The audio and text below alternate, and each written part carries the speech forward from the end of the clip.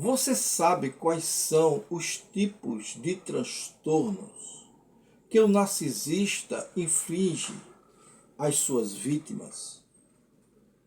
No vídeo de hoje, nós vamos te mostrar 5 tipos mais comuns de angústias provocadas pela ação do narcisista.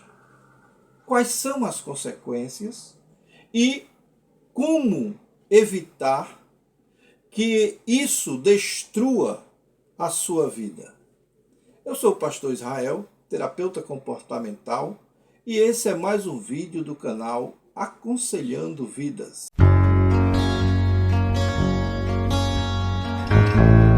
Conviver com um narcisista nunca é fácil, e nós sabemos disso. É uma tarefa muitas vezes considerada inglória e que traz em si uma condição muito pesada, muito triste para a vítima desse narcisista. A maioria das vezes encontramos essas vítimas arrasadas, maltratadas, destruídas emocionalmente e até às vezes mentalmente.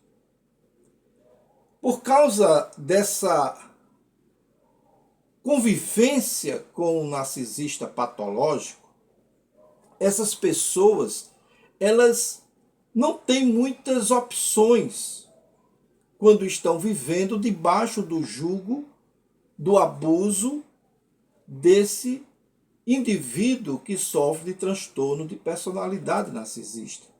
No vídeo de hoje, eu quero te apresentar 5 tipos de manipulações e perturbações emocionais que o narcisista provoca na sua vítima. E que isso atrapalha a vida da vítima e também alimenta o narcisista patológico. Muito bem, a condição primeira que faz com que a vítima sofra grandemente é a sua baixa autoestima. O que quer dizer isso? Olha, o narcisista, ele é muito bom em destruir a autoestima das pessoas. E, em particular, da sua vítima, daquela pessoa que convive com ele.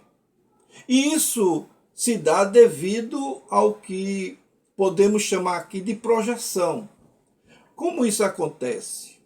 Olha, o narcisista, nós já aprendemos aqui, e você pode pesquisar também em outros cantos, o narcisista, ele é formado de uma criação muito difícil em que ele teve uma vida de desprezo na sua condição na infância, ele teve uma vida de agressão, uma criação muito dura, que teve agressões verbais e até físicas muitas vezes, falta de amor, falta de carinho, falta de atenção, que fez com que essa criança crescesse num ambiente tóxico e que ela não tivesse outra saída a não ser tentar se defender. E a forma como ela tenta se defender é justamente a forma que ela conhece, que é agredindo, que é subjugando, que é manipulando e escondendo as suas dores. Então, essa condição leva a o indivíduo, na medida em que vai crescendo, ele vai criando vamos dizer assim, algumas defesas para continuar existindo. E como eles têm uma baixa estima, muito baixa estima, ele não tem como fazer outra coisa a não ser criar uma fantasia, criar um modo diferenciado de viver e transformando-se num adulto cheio de subterfúgios, cheio de armações, cheio de condições de vida que para ele é normal, mas que na sua personalidade é tida como um transtorno. Então, o transtornado, na sua personalidade, ele passa por um período em que ele avalia toda a sua estrutura. E nesse período, que geralmente começa na infância, vai na adolescência até chegar à fase adulta, ele começa a ser pouco aberto às suas próprias emoções. E ele começa a criar narrativas sobre sua vida, sobre o que ele acha que vai satisfazer as outras pessoas e que não vai exigir dele uma apresentação mais aberta dos seus sentimentos. Então o que é que ele faz? Ele começa a contar histórias sobre ele, a criar histórias sobre ele, a vivenciar muitas vezes essas histórias que ele mesmo criou. Então ele vive numa fantasia, o que nós chamamos geralmente de bolha. Ele vive naquela bolha dele e protege-se de todas as investidas externas para que ele não seja descoberto na sua fragilidade, na sua vulnerabilidade. E para que ele possa se proteger, ele tem que se impor. Então ele cria uma máscara para não sofrer, para não passar por momentos de dificuldade. Ele cria essa máscara e começa a viver com essa máscara para mostrar ao mundo quem ele é. Só que não o real, mas aquilo que ele criou. Nessa condição, o que acontece muitas vezes é que ele cria um personagem para se defender e começa a trabalhar para agir dentro daquele critério que ele acha que vai funcionar. Mas para que funcione, ele precisa de alguém que seja uma pessoa, um depósito de agressões, de frustrações, de manipulação, para que ele realmente se revele ao mundo, ou pelo menos ao mundo em que ele está inserido. Então ele vai em busca de uma vítima. Essa vítima, muitas vezes, são pessoas empáticas, são pessoas boas, são pessoas que têm um bom coração. Eles não vão atrás de pessoas espertas, de pessoas vivas, daquelas pessoas que são artreiras. Não, ele vai atrás daquelas pessoas mais simples, daquelas pessoas mais humildes, daquelas que têm empatia pela vida de outra pessoa, aquelas, se for um homem, vai atrás daquelas mulheres que são geralmente muito atenciosa com os pais, com os avós, com os mais velhos, porque essa pessoa é uma presa muito fácil para ele. E se for a mulher, vai atrás daquele homem que é mais calmo, que é mais religioso, ou que é mais uma pessoa voltado mais para a família. Nunca é um daqueles muito querido, né, na sociedade. É sempre aquela pessoa também mais simples, mais gentil. Então o que é que eles fazem? Eles observam. E na medida em que eles observam essa pessoa, eles vão criando métodos de investigação para que essa pessoa revele aquilo que ela deseja de alguém. Então, o que nós chamamos aqui de uma investigação que eles fazem é como se fosse uma forma de tentar espelhar essa pessoa. Então ele começa a conversar com essa pessoa, começa a procurar saber os seus gostos, as suas intenções, quais são realmente, o que é que ele deseja, quais os seus sonhos. E tudo isso fazendo com que essa pessoa se abra para ele, mostre quem ela é, o que ela gosta, o que ela quer. Se ela gosta de um tipo de música, ele vai anotar. Se ela gosta de um tipo de filme, ele vai anotar. Se ela gosta de alguma festividade, ele vai anotar. Tudo vai anotar. Só que depois ele vai espelhar isso para essa pessoa. Então, escondendo o seu verdadeiro eu, ele começa a mostrar aquilo que a vítima falou como se fosse ele. Então ele espelha aquela vítima. Então, se ela diz que gosta muito das músicas de Roberto Carlos, ele diz: olha, eu amo essas músicas. Ah, eu gosto muito dos Beatles. Ah, eu também gosto demais dos Beatles. Ele aprende até as músicas. Se for religioso, ah, eu gosto daquelas músicas antigas.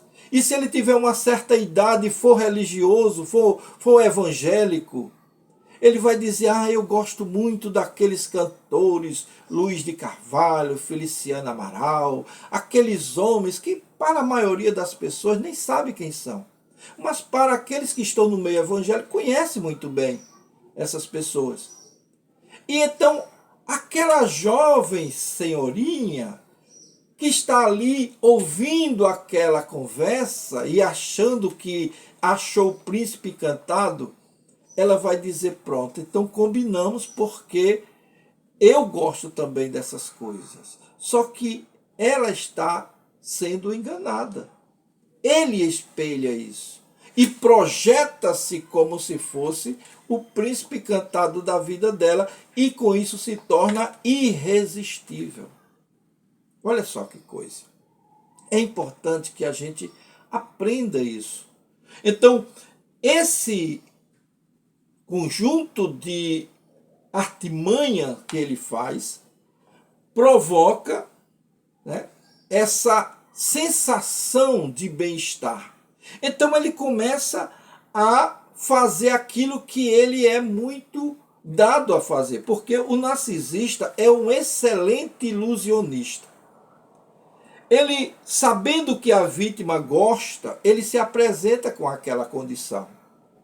E depois que cai na rede dele, aí ele começa a fase do ciclo abusivo do narcisista, que é começando com a idealização. Nós já falamos isso aqui, tem vídeos aqui no canal falando sobre esse assunto, e você pode procurar e encontrar aqui com facilidade, certo? Então, a idealização da vítima é algo interessante, porque o narcisista, ele acredita tanto naquelas condições que ele criou, que ele começa a idealizar a própria idealização dele. Ou seja, ele começa a fantasiar que aquela vítima dele é uma pessoa perfeita, maravilhosa, é uma pessoa que tem tudo para lhe fazer feliz, e ele vai colocar ela no pedestal, e vai dar atenção, e vai ser amoroso, vai ter o bomb love, né, que é aquele bombardeio de atenção, de amor, de carinho, e vai fazer com que a vida dessa moça ou desse rapaz se transforme num verdadeiro conto de fada. E ela ou ele vai acreditar que está vivendo verdadeiramente os melhores momentos da vida dele. E que, na realidade, está vivendo essa condição, mas não do modo como a vítima pensa, porque nada daquilo é real. E ela vai descobrir justamente com a convivência. É nesse período que ele vai começar com os elogios, vai começar a dar presentes para ela, a fazer a sua vontade, a ter uma atenção total e muitas vezes exagerada, né? Faz seus gostos. Ele corteja a sua vítima com carinhos, com relacionamentos quentes muitas vezes, que faz com que a moça realmente pense que ele é perfeito. E quando a vítima já está envolvida, quando ela já está entregue na sua condição, ele vem com a condição que lhe é típica. Ele não suporta dar atenção para os outros, porque ele quer atenção é para si.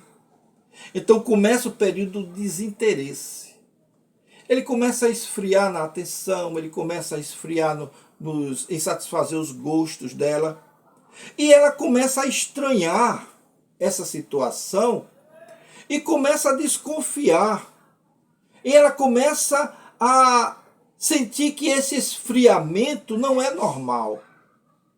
E ela começa a questionar essas mudanças, a questionar esse tipo de atitude dele. E isso acende dentro dele um alerta, um sinal de alerta de que a vítima pode estar querendo afrontá-lo. Afrontá-lo ou afrontá-la. Ele então mostra a sua grandiosidade, mostra a sua superioridade, manipulando todo o relacionamento. E ele começa justamente com essa terceira condição, que é a desvalorização da vítima. Veja, primeiro, ele acaba com a autoestima dela. Segundo, ele idealiza a vítima de forma que ela caia na sua rede. E em terceiro lugar, aqui, ele começa a desvalorizar a vítima, como punição por ela ousar confrontar o narcisista. Olha só que coisa interessante. No lugar aqui, ele começa a desvalorizar a vítima, como punição por ela ousar confrontar o narcisista. Olha só que coisa interessante. E por causa disso, ela receberá um tratamento diferenciado, um tratamento de desvalorização. Então as suas opiniões começam a ser irrelevantes e contestadas muitas vezes. Suas roupas, que antes ele elogiava, agora são feias. O seu jeito de andar, o seu jeito de falar, o seu sotaque, a sua forma de se portar, que antes era elogiada por ele, agora passa a ser uma atitude ridícula para ele e para as pessoas que estão ali, porque ele vai expor, principalmente nas reuniões familiares ou de amigos, ele vai expor esse tipo de coisa. Suas piadas, suas brincadeiras, que antes ele gostava, não terão mais graça alguma. Isso acontece muitas vezes com as mulheres. Ela começa a dizer, olha, suas brincadeiras não têm graça. Eu não estou achando graça. Mas você não gostava, mas eu não estou gostando. É assim que eles fazem. Então, suas reclamações agora vai irritá-lo muito mais. Tudo que você reclamar, você achata da história. Você devia ficar calada. Se não tiver satisfeita, vá embora.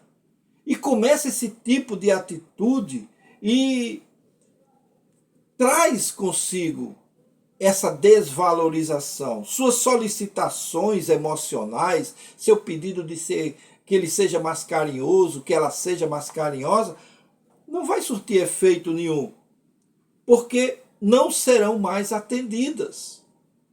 A lealdade, que antes era muito grande, agora já não tem mais. Ele começa a arrumar coisas lá fora, pessoas outras, relacionamentos outros.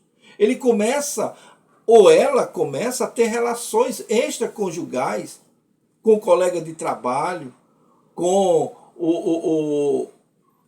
o rapaz lá da academia, não é? E tudo isso por quê? Porque eles não suportam serem arguídos, questionados nas suas ações. A vítima não tem mais valor. Então ele começa a trabalhar a sua condição de gaslighting, que é a condição em que, uma tática, que eles fazem com que as pessoas, a vítima, duvide da sua sanidade mental, da sua percepção de vida. Então, vem a quarta fase dessa situação, que é um outro mal que acomete a vítima, que é a condição do descarte. No ciclo narcisista, esse é o terceiro ponto. Mas aqui nós colocamos como a quarta posição, visto que o descarte é muito comum quando o narcisista percebe que não tem mais da sua vítima os suprimentos narcisistas que ele precisa. Ora, se ela já descobriu quem ele é, já sabe que ele está fazendo mal a ela, então ela não vai surtir aquele carinho, não vai curtir mais aquele relacionamento que antes eles tinham. Embora ela queira, mas ela está vendo que está sendo impossível. Então ela vai esfriar um pouco. E nessa condição, depois de todas essas atitudes de manipulação, que a vítima já está arrasada, porque ele desvaloriza, e nessa condição a vítima é totalmente rechaçada. Ela não tem nenhum valor. Mas pela sua dependência emocional que ainda tem com o narcisista, com a narcisista, tenta manter aquele relacionamento, tenta lutar pela sua sobrevivência para que volte a ter aquele momento antes da idealização, do bomb love, daquele tipo de atenção todinha que ela tinha antes. Ela tenta resgatar isso, só que não tem mais. Isso não vai acontecer. Então, ela vê que a vítima, o narcisista vê que a vítima está destruída, está abalada, está sensível, ela não tem perspectiva de futuro, ela está isolada porque ele isolou ela de todas as pessoas que estão ao seu redor, da sua rede de apoio, pais, parentes, amigos. E assim, ele vendo que ela não tem para onde ir, ele como castigo deixa, abandona, descarta. Ele não está nem aí para os sentimentos dela. E porque não está aí, aquela vítima começa a sofrer com essa situação. E nesse ponto que é importante a gente relatar aqui, ele começa um novo relacionamento procurando uma nova fonte de suprimento narcisista e descarta a sua vítima como se ela fosse um papel higiênico usado, não é? E ela sai dali sem totalmente perdida, sem nenhuma intenção de sobrevivência, porque ela não pensa mais, ela está abalada, ela não tem perspectiva, a sua autoestima está arrasada, está tudo destruído, então ela está prestes a enlouquecer e ela é abandonada naquela condição. E a vítima começa a agir com a pouca condição que ela tem, que é o quê? Voltar para a família. E o pouco que restou dessa família ainda vai criticá-la. E ela volta para a família. Mas a família vai tê-la de uma outra forma. Porque ele já trabalhou essa questão na vida da família também. Então você procura ajuda. Você, agora consciente da sua condição, você agora sabendo que é uma pessoa que precisa aprender a viver, você começa a analisar todas essas coisas que passou e começa a ressignificar a sua vida. Começa a ter uma nova visão e vai ser ajudada a encontrar novos caminhos para você fazer, para você trilhar.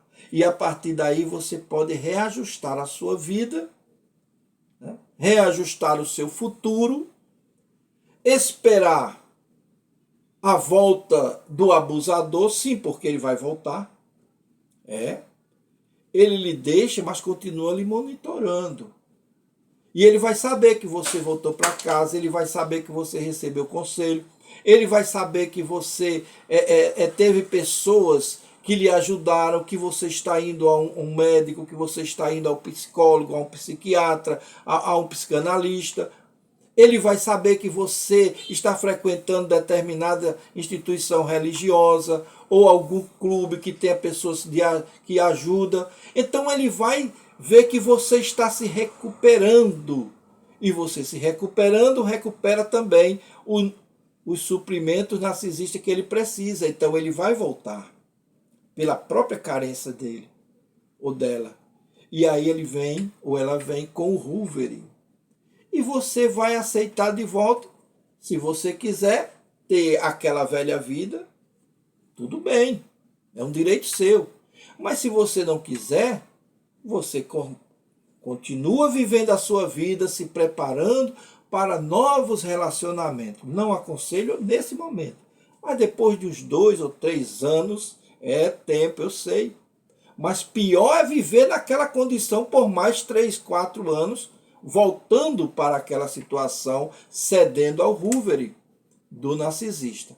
Me perdoe por estar sendo sincero, mas é melhor você seguir a sua vida e ter um novo relacionamento bem lá no futuro, depois que estiver totalmente curada, totalmente restabelecida ou restabelecido, e assim sendo, você vai ter agora como identificar os abusos e não cair mais em nenhuma chantagem emocional ou nenhuma conversa de projeção ou espelhamento de qualquer narcisista que venha a estar na sua frente. Ok?